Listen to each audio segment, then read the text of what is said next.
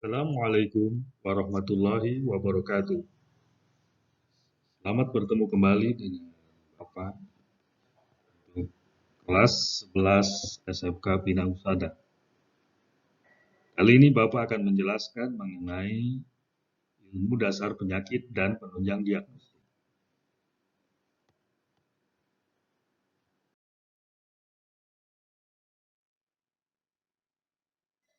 Topik pertama yang kita bahas adalah mengenai paradigma sehat.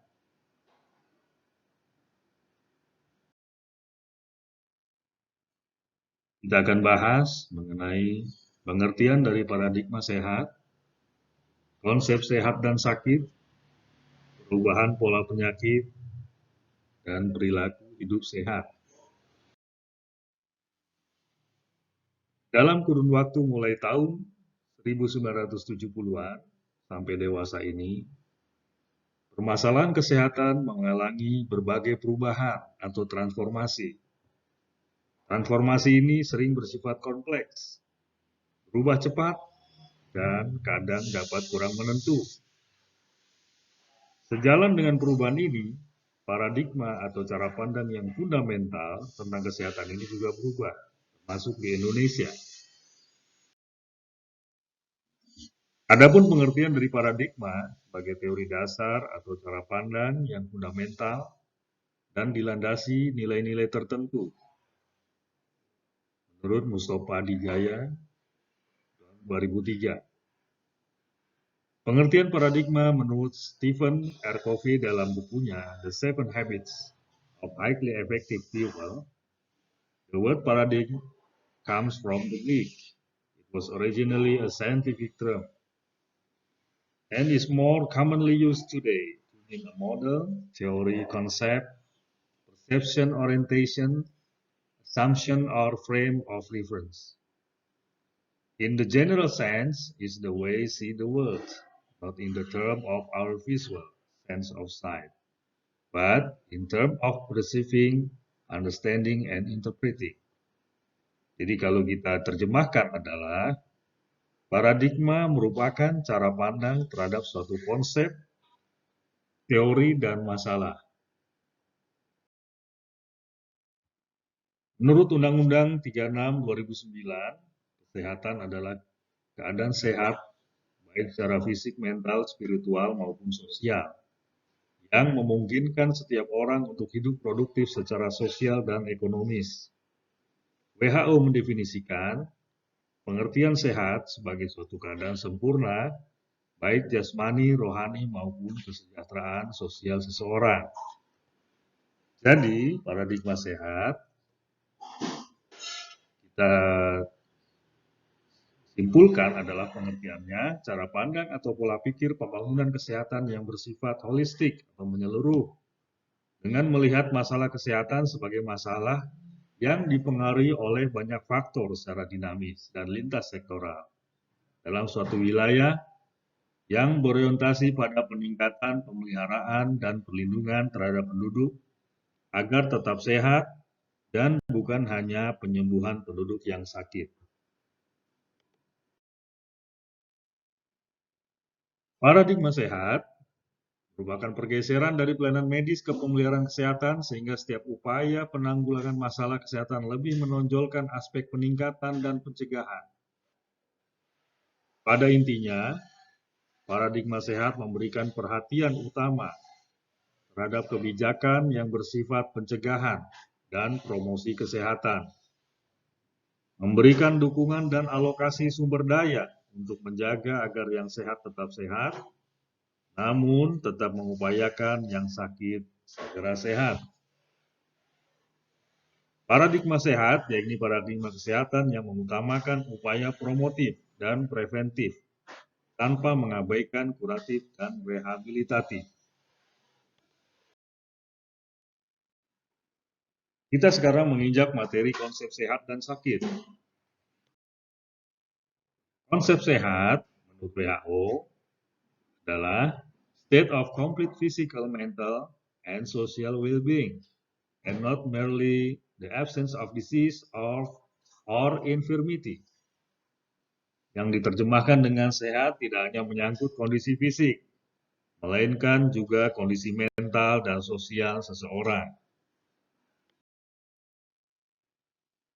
Konsep sehat menurut Undang-Undang Kesehatan Nomor 23 Tahun 1992 adalah keadaan sejahtera dari badan, jiwa, dan sosial yang membutuhkan hidup produktif secara sosial dan ekonomi. Sedangkan konsep sakit, seseorang dikatakan sakit apabila ia menderita penyakit menahun atau kronis atau gangguan kesehatan lain yang menyebabkan aktivitas kerja atau kegiatannya terganggu. Teori tentang kesehatan masyarakat tidak dapat dipisahkan dengan teori yang dikemukakan oleh Hendrik L. Bloom, MD, pada tahun 1974. Menurut Hendrik L. Bloom, faktor-faktor yang mempengaruhi derajat kesehatan dipengaruhi banyak faktor. Yang pertama adalah faktor keturunan atau genetik. Yang kedua, faktor perilaku. Dan yang ketiga, lingkungan. Serta yang keempat adalah pelayanan kesehatan. Dari gambar ini kita bisa lihat ada 4 faktor yang mempengaruhi psikososio-somatic health atau kesehatan seorang individu. Ada 4 faktor yang mempengaruhi. Yang pertama adalah faktor genetik atau heredity. Yang kedua perilaku atau gaya hidup, behavior. Yang ketiga lingkungan, environment. Dan yang keempat adalah pelayanan kesehatan atau healthcare services.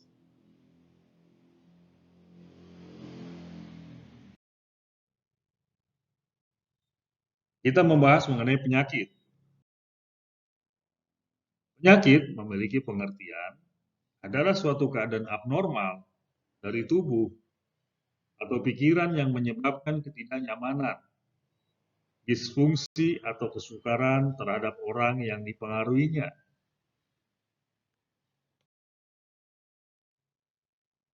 Ada beberapa teori yang berkembang mengenai terjadinya penyakit. Oleh Trin Hippocrates dikemukakan bahwa penyakit timbul karena pengaruh lingkungan. Kemudian juga ada teori humoral bahwa penyakit timbul karena gangguan keseimbangan cairan dalam tubuh. Ada juga teori miasma. Penyakit timbul karena sisa dari makhluk hidup yang mati membusuk, mengakibatkan pencemaran udara dan lingkungan. Kemudian juga ada teori jasad renik atau teori germ, terutama setelah ditemukannya mikroskop dan dilengkapi teori tentang imunitas atau kekebalan. Juga ada teori nutrisi dan resistensi, berdasarkan hasil pengamatan berbagai pengamatan epidemiologis. Dan ada juga yang terakhir adalah teori ekologi lingkungan, bahwa manusia berinteraksi dengan penyebab dalam lingkungan tertentu sehingga dapat menimbulkan penyakit.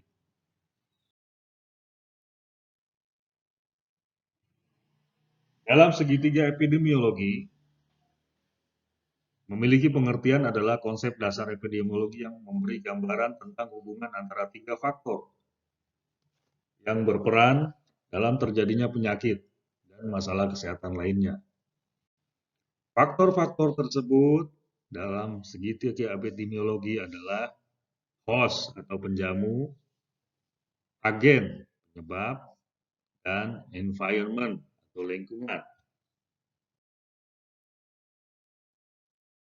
Faktor host sangat dipengaruhi oleh genetik, umur, jenis kelamin, suku, ras atau warna kulit, keadaan fisiologi tubuh, keadaan imunologis atau status kekebalan, dan perilaku.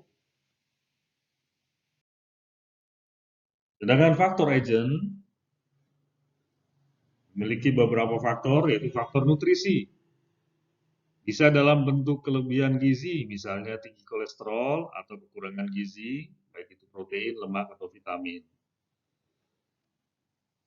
Juga penyebab kimiawi, misalnya zat-zat beracun, karbon monoksida, asbes, kobalt, atau alergen. Penyebab fisik, misalnya radiasi dan trauma mekanik berupa pukulan atau tabrakan, serta penyebab biologis seperti metazoa, cacing tambang, cacing gelang, sistosoma, protozoa, misalnya amuba, malaria, bakteri, misalnya sifilis, tifoid, pneumonia, sifilis, tuberkulosis, jamur, rickettsia, dan virus, seperti cacar, campak, poliomielitis. Yang sekarang mungkin ada virus baru yang namanya COVID-19. Kemudian faktor lingkungan atau faktor environment sangat dipengaruhi oleh lingkungan fisik berupa iklim, lingkungan biologis, misalnya kepadatan penduduk, sosial bencana, perang, dan sebagainya.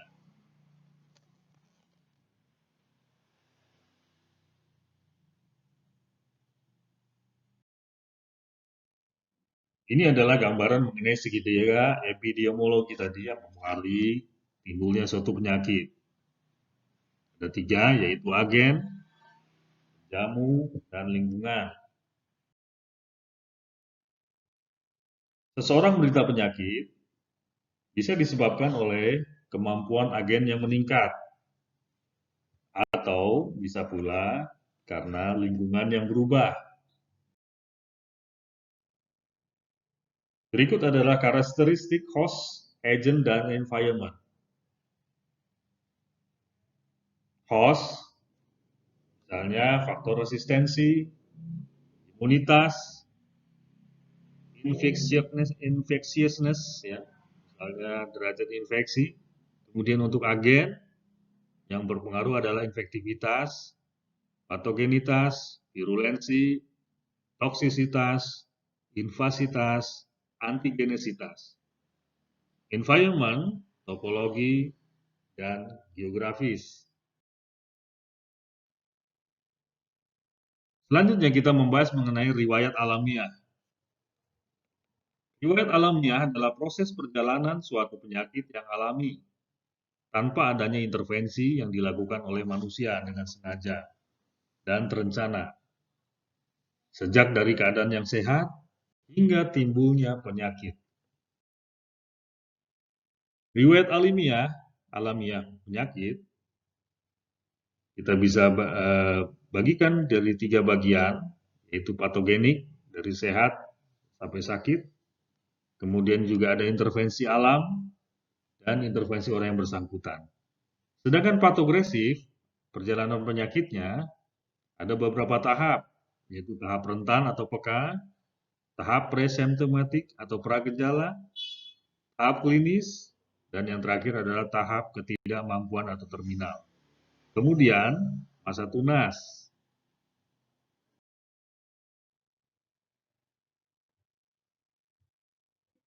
Bahasan selanjutnya adalah penunjang diagnostik. Pemeriksaan penunjang yaitu suatu pemeriksaan medis yang dilakukan atas indikasi tertentu guna memperoleh keterangan yang lebih lengkap.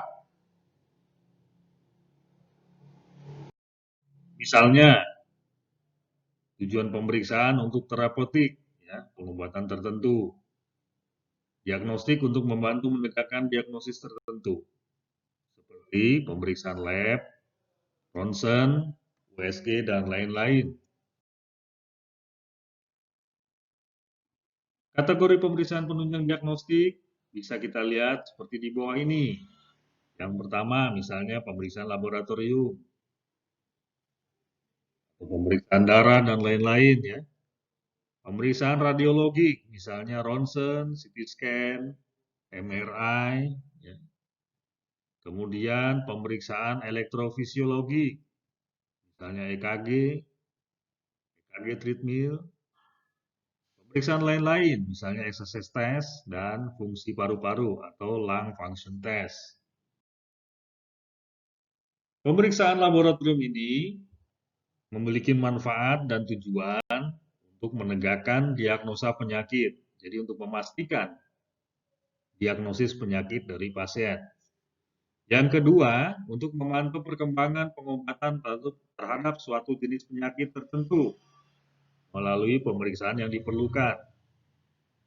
Misalnya, contohnya adalah pemeriksaan darah, seputum, air kencing, urin, dan sebagainya.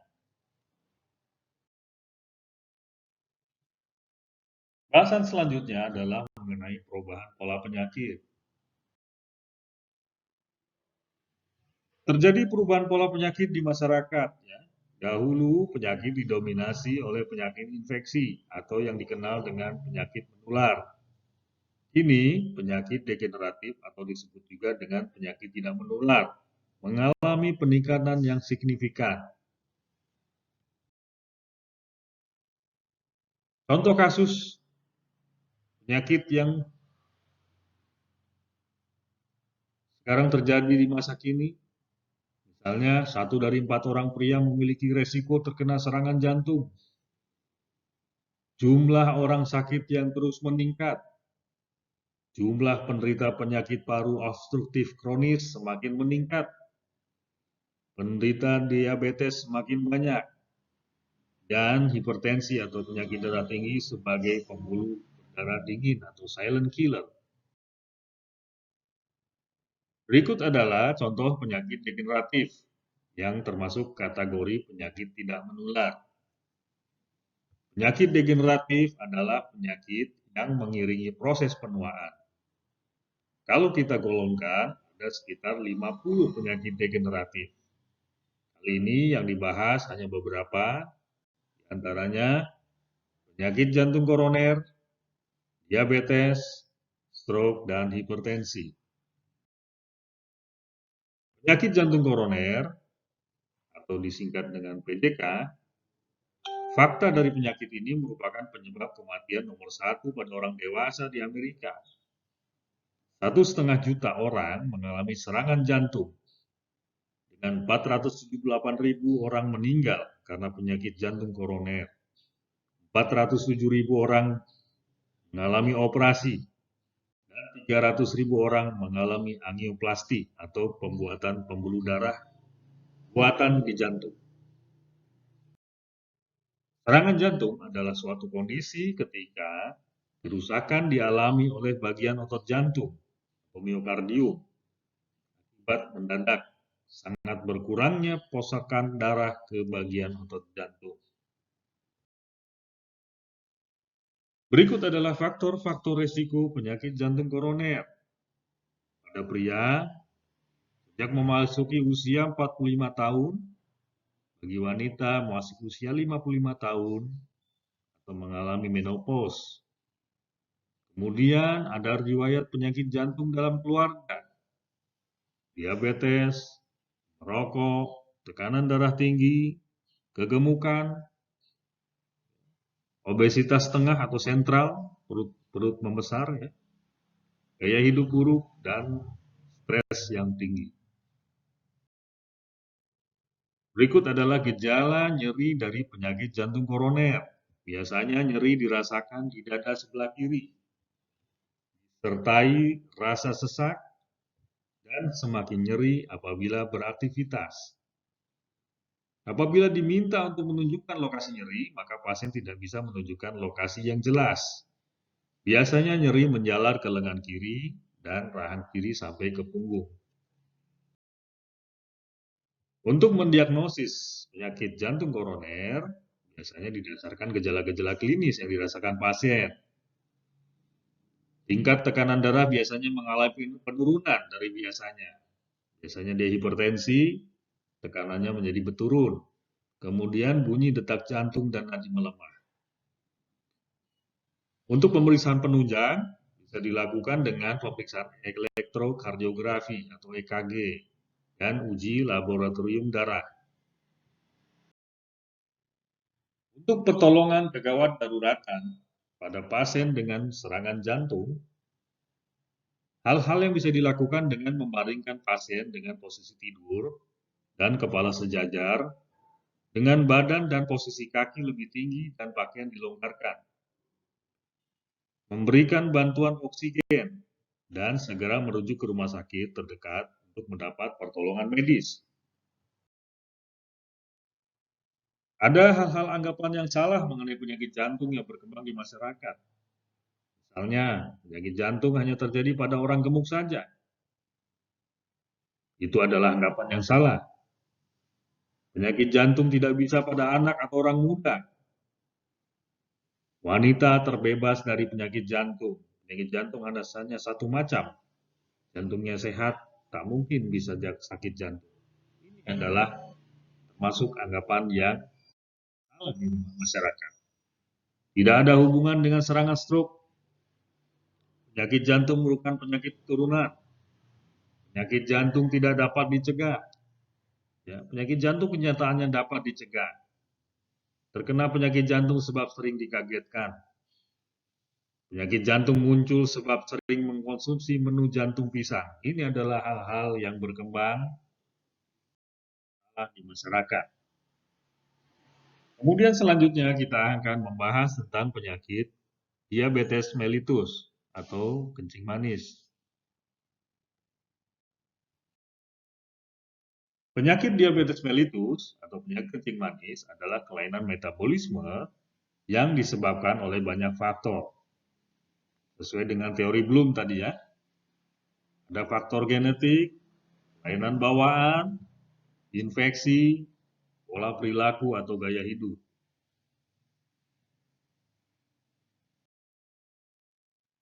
Kasus diabetes menurut data WHO tahun 1998, penderita diabetes tipe 2 di Indonesia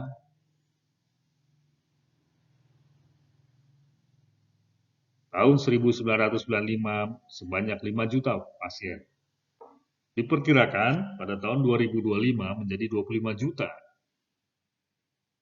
Sedangkan di tingkat dunia, tahun 2002 120 sampai 140 juta. Sedangkan diperkirakan pada tahun 2025 menjadi 300 juta penderita diabetes.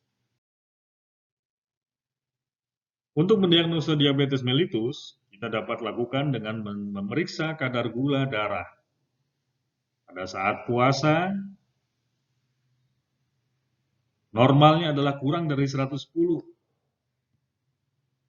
Pada kadar gula 2 jam setelah makan, normalnya kurang dari 140.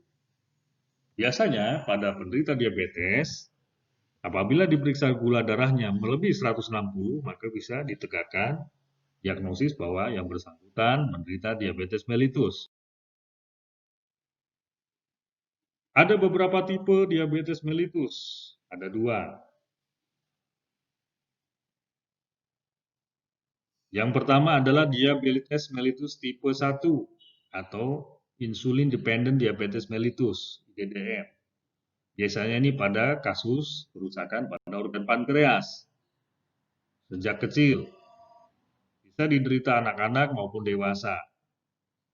Hal ini terjadi karena hilangnya sel beta penghasil insulin pada pankreas. Pada penderita diabetes tipe 1 atau IDDM tidak dapat dicegah dan tidak dapat disembuhkan.